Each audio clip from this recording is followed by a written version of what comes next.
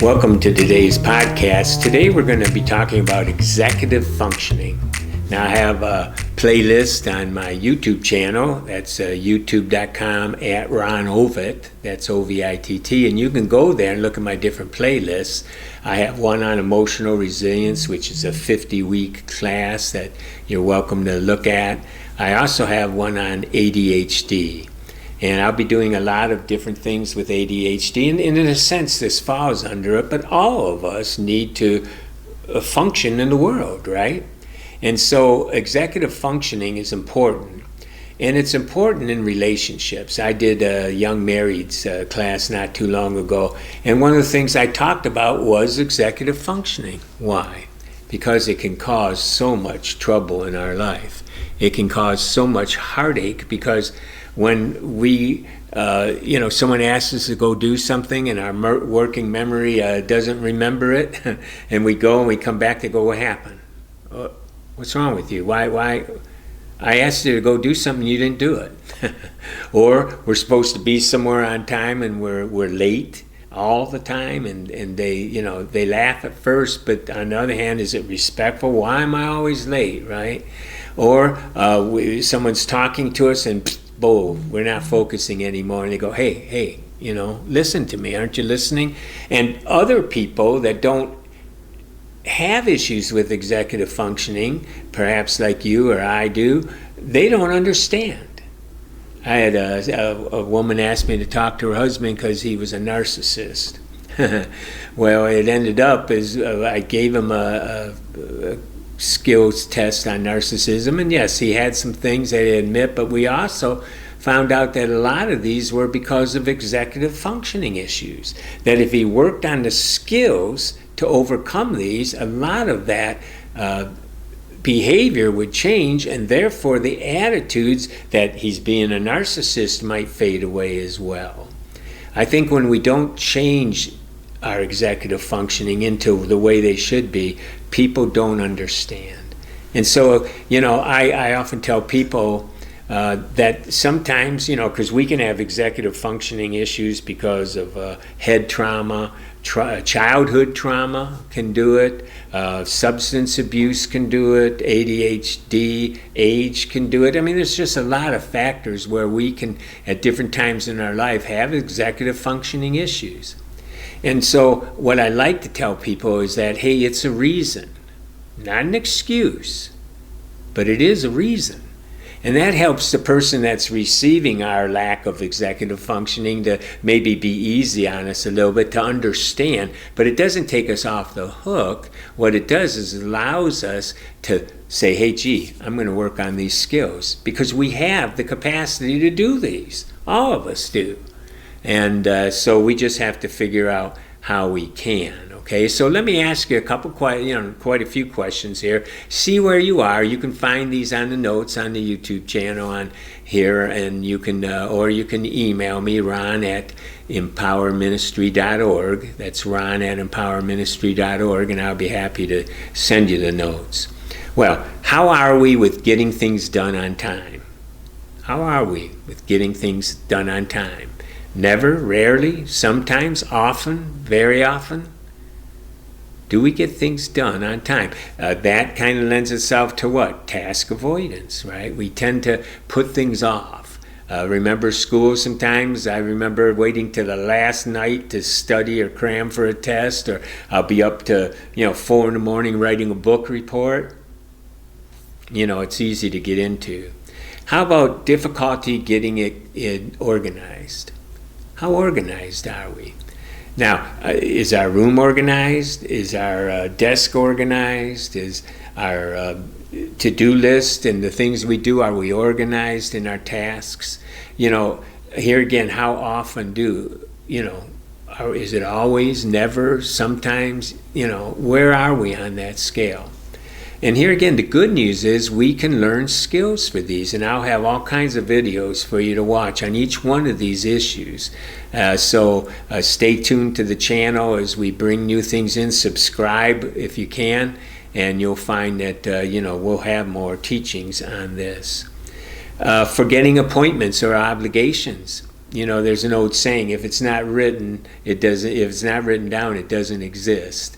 And that kind of makes sense if you have a working memory that's not functioning the way it should. It's easy. I find that if I don't write it down, 2 minutes later I'm into something else. It's out of my mind. And what I used to do is, if someone told me, hey, the code is 5641, I'd be repeating 5641, 564 as I walked across the room. If I knew I was going to walk too far, I'd write it down, because I knew by the time I got there, it wouldn't be in my working memory. You see, working memory is a different kind of memory. It's not short-term or long-term. It's the memory we need in the moment. So it's what we're learning in the moment, and it just gets filtered out. And so that's why a lot of times we have to write things down. Thank God for some of the tools we have today. Where would I be without my calendars, right? And you can do it on your phone and all kinds of things. Well, how about come back from the store forgetting some of the items? You ever do that? I purposely go to the store with a list in hand for two reasons. One, if I don't, I'll get distracted. Oh, are those cookies on sale? Oh, gosh, I didn't know artichokes looked like that, and I'm off to the races, distracted all over the place. If I don't have a list, then what was it? What was it she wanted? What kind of sauce was that? So I've learned to write down a list. I go for the things I want, I get them, and I get out of there, right? If it's not written down, it doesn't exist. How about your workspace or your bedroom? Is it disorganized? Sometimes we can get in trouble with that. I like to think of sometimes we have a floor drove instead of a wardrobe, and it's very easy to do that. I personally, if I had my druthers, I'd be like a department store with shelves and everything neatly piled on the shelves. I'm a piler, not a filer. But how are you when it comes to that kind of stuff? Are you a piler rather than a filer? Can you organize that? And then when you have a task that requires a lot of thought, how often do you avoid or delay getting started? Sometimes, here again, it's that task avoidance. It's not getting started this time. It's one thing, we put it off and put it off and put it off. And that can get us in a lot of trouble, because then pretty soon we're juggling 3 or 4 things. I used to say to people, I love spinning plates. Well, I'd have a bunch of things going on at once. But that's fun until something drops, right? And a lot of times we learn to perform under pressure, and it's not healthy for us. And you got to wonder, how better could we have done if we gave it the allotted time that we had originally. And then when you leave home, do you return much longer than you said you would? Oh yeah, I'll be back in an hour. And all of a sudden, you're there, you're talking, you're this and that. Now, there's nothing wrong necessarily with that, but you told someone else you'd be back at a certain time, and you didn't. And they're waiting, and it's our distraction a lot of times that does that. And we're in the zone, we're having a great time. There's nothing wrong with having a great time, but we forgot. That's it. And then on the way home, we're going, oh my gosh, I didn't know it was that late. And we're speeding home, and we're thinking, and you know what? We make up excuses because we feel so bad. And I want us to be able to overcome this where we don't have to feel that way. There's reasons for it. It's not excuse. And we need to work on it where we can do this, okay? And we'll be talking about each one of these in videos to come. Okay, so how often do you make careless mistakes when you have to work on a boring or difficult project? And you'll be surprised. Boring can be the kiss of death to someone sometimes with ADHD. And when we get bored, our mind gets distracted. We're not paying attention. We don't finish it on, complete. I knew a guy that was working in a factory putting together machines. And from the history, he told me it had been quite a few jobs like this. And I said, why are you doing that? Well, maybe you should try something else. But he was doing it, and he kept getting in trouble because when he was done, there was leftover ball bearings. And it was this machine, and you know what? The machine would break down and it'd get returned, and they'd have to, pay for the shipping, fix it, and, he got distracted, and that's easy to do. It's easy to do, and so we need to work on that. How can we work on our focus? How can we work on that? And then running behind and being late for appointments. We talked about that a little bit, and I loved it when they came out with just-in-time manufacturing. I'm not the kind of guy that gets there 30 minutes early. I got plenty to do. I don't know. I like being busy. So when I live a couple minutes from my office, and so when I meet with someone, I'll set the clock for 10 minutes till. If I set it for 30 minutes till, inevitably I'd get into something else. I can get into something else like this, so even 10 minutes till sometimes throws me off. But usually it's enough to say, okay, I ain't got no time to waste. Let's get going. I got to get over there. And I'm usually just in time, right around there, but that helps me, and so we can write it down. How often do you have difficulty concentrating, right, on what you're supposed to be doing or what someone is saying to you? And so that focus and concentration can get us in trouble. We need to work on these. There's skills for every one of these that we can do. And how often, this is good, when have you misplaced something or a difficulty remembering where you put it? I learned a long time ago, my keys go in the same place when I come in the house. My phone goes in the same place. My glasses go in the same place. How many times, once I got my glasses fixed a certain way, I didn't need them to read, and so I'd lay them down. So if I'm in the kitchen all of a sudden and there's a piece of mail, and it, with my glasses, it's funky, so I take the glasses off, I read it, and then I walk another room. Where did I put my glasses? The working memory just doesn't remember that.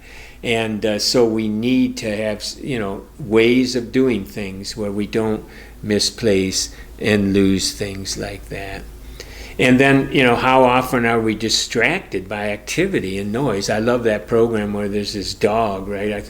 The dog's going and he's focusing and he's on this one thing, and all of a sudden he goes, "Squirrel!" and off he's running. Squirrel comes in his view and boing, he's off running, right? And that happens to us a lot, doesn't it? We're focused, we're trying to do something, and all of a sudden something else catches our attention. Someone could say that, the earth is square, not round, and it doesn't matter to us, a hill of beans, but because we got in the argument, we're going to go home and hyper-focus. We're distracted all of a sudden thinking about that. It's easy to get that way. We need to be able to come back. And so these are executive skills that we can learn, that we can work on. And then how often do you find yourself talking too much in a social situation or interrupting people when you talk? This is part of that impulsivity that we can have that's part of our executive functioning. And so we can work on that, we can change that, to where we aren't doing that. Waiting can be a big issue. How often, and I never knew I used to be that way, but if I'd see a long line, forget it, I ain't gonna wait. And these are the kind of things that can hamper us, but yet it's our norm. And if we don't see that maybe our normal isn't normal, doesn't mean it's horrible, but if we can change some of these things, life would be a lot better, a lot easier. We'd get a lot more done. So stay tuned on this channel. Subscribe if you would. And then we'll be having more things on our ADHD playlist, on executive functioning, and we'll go through each one of these. So I invite you to stay tuned to it with us and subscribe to the channel and hit the notification bell so you won't miss any of our videos. Number 2, join our Patreon partners. These are people that contribute a modest fee each month to help with the cost of producing our podcast. And then 3rd, tell others, share it with others. And if you would like to learn about other teachings, check out our other playlists on Ron Ovitt YouTube channel. And so I want to thank you for joining us. We're excited about what we're doing. And if you have any ideas that you would like to see covered, just go ahead on below and go ahead and comment, or email me at ron@empowerministry.org. That's ron@empowerministry.org.